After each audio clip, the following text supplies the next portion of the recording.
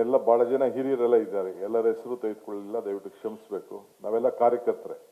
ನಾ chief minister ಆದ್ರೂ ಇಲ್ಲಿ ಕಾರ್ಯಕರ್ತನೆ, ಅದು ನನ್ನ ನಂಬಿಕೆ. ಕಾರ್ಯಕರ್ತರಾಗಿದ್ರೇನೆ ಪಕ್ಷ, ಪಕ್ಷ ಇದ್ರೇನೆ ಸರ್ಕಾರ, ಸರ್ಕಾರ ಇದ್ರೇನೆ ದೇಶ. ಇದು ನಮ್ಮ ತಲೆಯಲ್ಲಿ ಎಲ್ಲರೂ ಕೂಡ ಇರಬೇಕು. ಅಧಿಕಾರ ಯಾವತ್ತೂ ಎಲ್ಲರಿಗೂ ಟೆಂಪ್ರರಿನೇ, ಎಲ್ಲರೂ ಕೂಡ ಸೇವೆ ಮಾಡಬೇಕು ಅಂತ ಹೇಳಿ ಮನೋಭಾವ ಇಟ್ಕೊಂಡು ನಾವು ಬಂದಿದ್ದೇವೆ. ಸ್ವಾತಂತ್ರ್ಯಕ್ಕೆ ಬೆಲೆ ಕಟ್ಟಲಿಕ್ಕೆ ಸಾಧ್ಯ ಇಲ್ಲ. ಸ್ವಾತಂತ್ರ್ಯವೇ ನಮ್ಮ ಜೀವನದ ಉಸಿರು. ಇವತ್ತು ಸ್ವಾತಂತ್ರ್ಯಕ್ಕೆ ಮುನ್ನುಡಿಯನ್ನ ಬರೆದಂತ ಒಂದು ಪವಿತ್ರವಾದಂತ ದಿನ.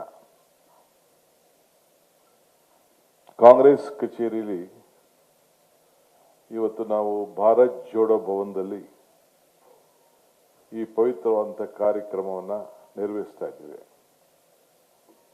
ಇಲ್ಲಿ ವಾಕ್ಯ ಗೋಷ್ಠಿಯ ಇಲ್ಲಿದೆ: ಬ್ರಿಟಿಷರೇ ಭಾರತವನ್ನು ಬಿಟ್ಟು ತೊಲಗಿ,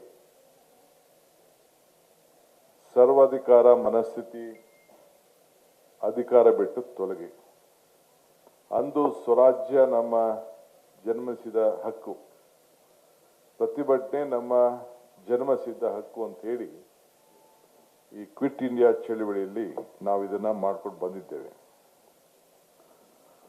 ಗಾಂಧೀಜಿಯವರ ನೇತೃತ್ವದಲ್ಲಿ ಈ ಚಳವಳಿ ನಡೆದು ಇಡೀ ದೇಶಕ್ಕೆ ಒಂದು ದೊಡ್ಡ ಅಡಿಪಾಯವನ್ನ ಮಾಡಿ ಒಂದು ದೊಡ್ಡ ಸಂಕಲ್ಪವನ್ನು ಮಾಡಿದಂತ ಒಂದು ಪವಿತ್ರವಾದಂತ ದಿನ.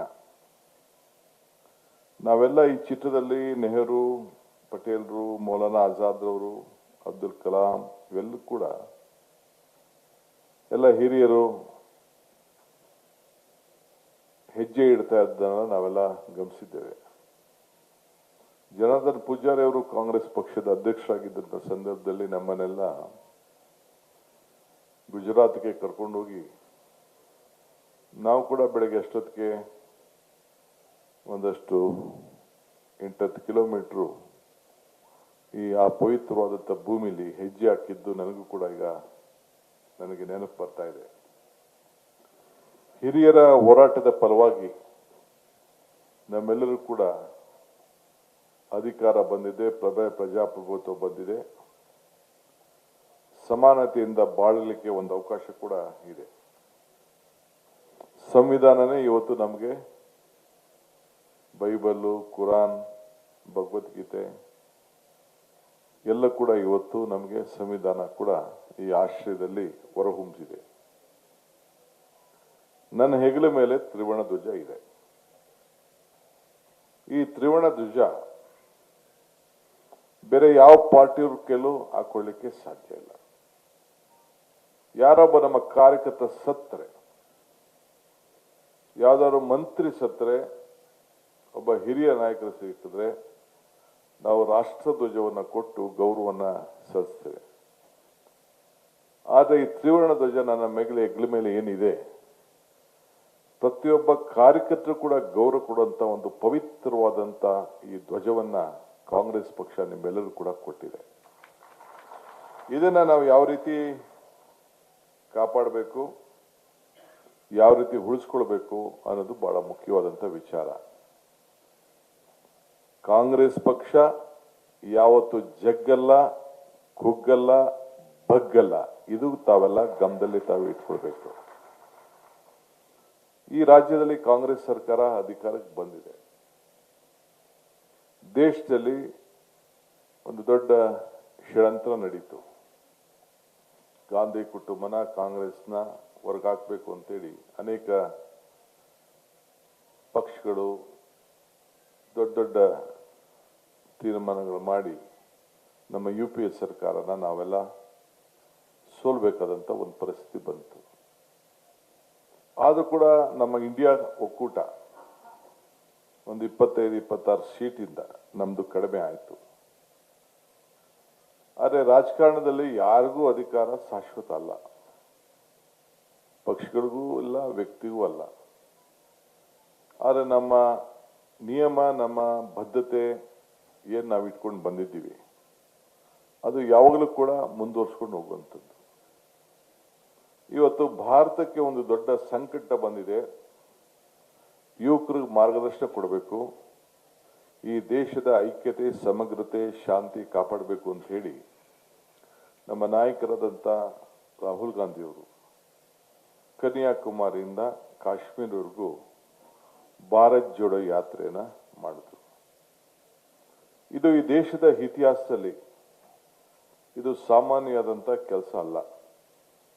ನಮ್ಮ ರಾಜ್ಯದಲ್ಲೂ ಕೂಡ ಆ ಜವಾಬ್ದಾರಿಯನ್ನ ನಮ್ಮ ಪಕ್ಷದ ಅಧ್ಯಕ್ಷರಾಗಿರುವಂಥ ಹರಿಪ್ರಸಾದ್ ಕೂಡ, ನಾನು ಪಕ್ಷದ ಅಧ್ಯಕ್ಷ ಆಗಿದ್ದಂಥ ಸಂದರ್ಭದಲ್ಲಿ ರಾಷ್ಟ್ರೀಯ ಸಮಿತಿ ಜೊತೆಲಿ ಅವರು ಕೂಡ ಹೆಜ್ಜೆಯನ್ನು ಹಾಕಿ ಅದಕ್ಕೆ ಶಕ್ತಿಯನ್ನು ಕೂಡ ತುಂಬಿದ್ರು. ನಮ್ಮ ರಾಜ್ಯದಲ್ಲೂ ಕೂಡ ಎಲ್ಲಿ ನಾವು ಚಾಮರಾಜನಗರದಿಂದ ಪ್ರಾರಂಭ ಮಾಡಿದ್ದೇವೆ, ಗುಂಡ್ಲುಪೇಟೆಯಿಂದ, ಕೊನೆ ಬಳ್ಳಾರಿ ಬಿಟ್ಟು ರಾಯಚೂರು ಬಿಟ್ಟು ಕೊನೆಗೆ ಮುಟ್ಟೋವರೆಗೂ ಕೂಡ ಒಂದು ಹೊಸ ಸ್ವರೂಪನ ಕೊಟ್ಟು ಆ ಹೆಜ್ಜೆ, ಆ ಚಳುವಳಿ, ಆ ನಡಿಗೆ ಎಲ್ಲಿ ಇತ್ತೋ ಎಲ್ಲ ಕಡೆ ಕೂಡ ಕಾಂಗ್ರೆಸ್ ಪಕ್ಷ ಬಹಳ ಅಚ್ಚಲವಾದಂಥ ನಂಬಿಕೆಯಿಂದ ಜನರು ಈ ಹೋರಾಟಕ್ಕೆ ಒಂದು ಅರ್ಥ ಇದೆ ಅಂತ ಹೇಳಿ, ಅಂದು ಯಾವ ರೀತಿ ಬ್ರಿಟಿಷರನ್ನ ತೊಲಗಿಸ್ಬೇಕು ಅಂತ ಹೇಳಿ ಇಡೀ ರಾಷ್ಟ್ರದಲ್ಲೇ ಒಂದು ಚಳವಳಿ ನಡೀತೋ, ಅದೇ ರೀತಿ ನಮ್ಮ ಕರ್ನಾಟಕದಲ್ಲಿ ಈ ಭಾರತ್ ಜೋಡಿಯ ಹೆಜ್ಜೆ ಕಾಂಗ್ರೆಸ್ ಪಕ್ಷ 136 ಸೀಟ್ ಬರಲಿಕ್ಕೆ ತಾವೆಲ್ಲ ಕಾರಣಕರ್ತರಾದ್ರಿ. ಈಗ ನಾನು ಭಾರತ್ ಜೋಡೋ ಭವನದಲ್ಲಿ ಇದ್ದೇನೆ. ಕಳೆದ ವರ್ಷ ಮಹಾತ್ಮ ಗಾಂಧೀಜಿಯವರ ಕಾಂಗ್ರೆಸ್ನ ಅಧ್ಯಕ್ಷಗಿರಿಯನ್ನ ಬಹಳ ಸಂಭ್ರಮದಿಂದ ಮಲ್ಲಿಕಾರ್ಜುನ್ ಖರ್ಗೆಯವರ ಮುಖಂಡತ್ವದಲ್ಲಿ ಬೆಳಗಾಂನಲ್ಲಿ ನಾವು ಕಾರ್ಯಕ್ರಮವನ್ನು ನೆರವೇರಿಸಿತು. ಆ ಕಾರ್ಯಕ್ರಮ ಜೈ ಬಾಪು, ಜೈ ಭೀಮ್, ಜೈ ಸಂವಿಧಾನ ಈ ಘೋಷಣೆ ಮುಖಾಂತರ ನಾವೆಲ್ಲ ಸೇರಿ ಮಾಡಿದೆವು.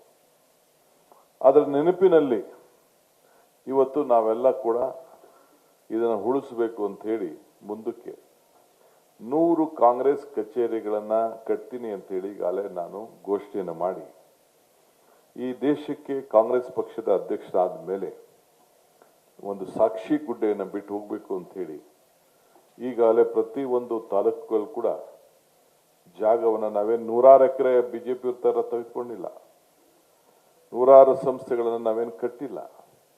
ಆದರೆ ಪಕ್ಷದ ಕಚೇರಿ ನಮಗೆ ಕಾಂಗ್ರೆಸ್ ಕಚೇರಿ, ಕಾಂಗ್ರೆಸ್ ಭವನ, ಇಂದಿರಾ ಭವನ, ರಾಜೀವ್ ಭವನ, ಪ್ರಿಯದರ್ಶಿನಿ ಭವನ ಇವೆಲ್ಲ ಕೂಡ ನಮಗೆ ಒಂದು ದೇವಸ್ಥಾನದ ಒಂದು ಸ್ವರೂಪ.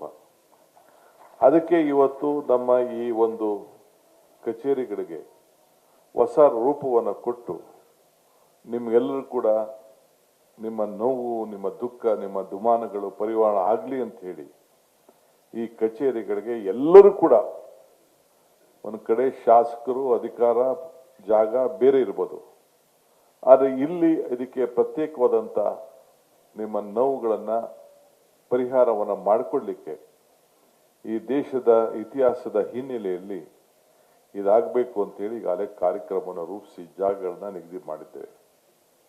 ಸದ್ಯದಲ್ಲೇ ರಾಹುಲ್ ಗಾಂಧಿ ಸಾಹೇಬರು, ಮಲ್ಲಿಕಾರ್ಜುನ್ ಖರ್ಗೆ ಸಾಹೇಬರು ಅವರು ನಮ್ಮ ರಾಜ್ಯಕ್ಕೆ ಬಂದು ಏನು ನಮ್ಮ ಗಾಂಧಿನಗರದಲ್ಲಿದ್ದಂಥ ನಮ್ಮ ಹಳೆ ಕಾಂಗ್ರೆಸ್ ಕಚೇರಿ ಈಗಾಗಲೇ ಒಡೆದಾಕಿದ್ದೇನೆ, ಪ್ಲಾನ್ ಎಲ್ಲ ರೆಡಿಯಾಗಿದೆ.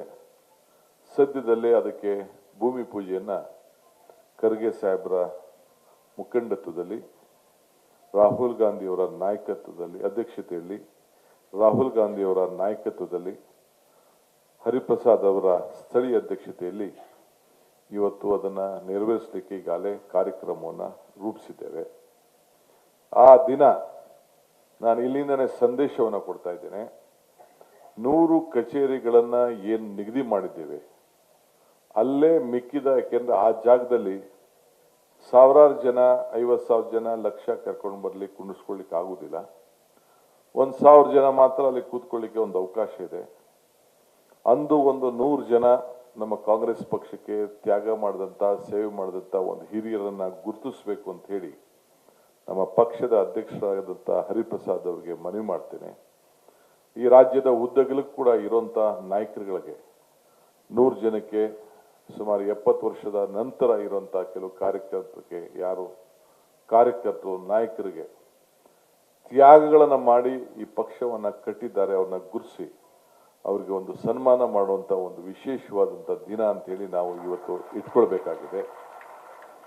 ಏಕೆಂದರೆ ನಮ್ಮ ಕಾರ್ಯಕರ್ತರಿಗೆ ಎಷ್ಟೋ ಜನಕ್ಕೆ ಅಧಿಕಾರ ಸಿಕ್ಕಿಲ್ಲ. ಎಲ್ಲರೂ ನನ್ನಂತ ಕೆಲವು ಮಂತ್ರಿಗಳಂತ ಸಿದ್ದರಾಮಯ್ಯನವರಂತ ಎಲ್ಲರೂ ಕೂಡ ಅದೃಷ್ಟವಶಾಲಿಗಳಾಗಲಿಕ್ಕೆ ಸಾಧ್ಯ ಇಲ್ಲ. ಎಷ್ಟೋ ಜನ ಕಾರ್ಯಕರ್ತರಿಗೆ ಏನೂ ಒಂದು ಸಣ್ಣ ಅಧಿಕಾರ ಕೂಡ ಕೊಡಲಿಕ್ಕೆ ಆಗಿಲ್ಲ.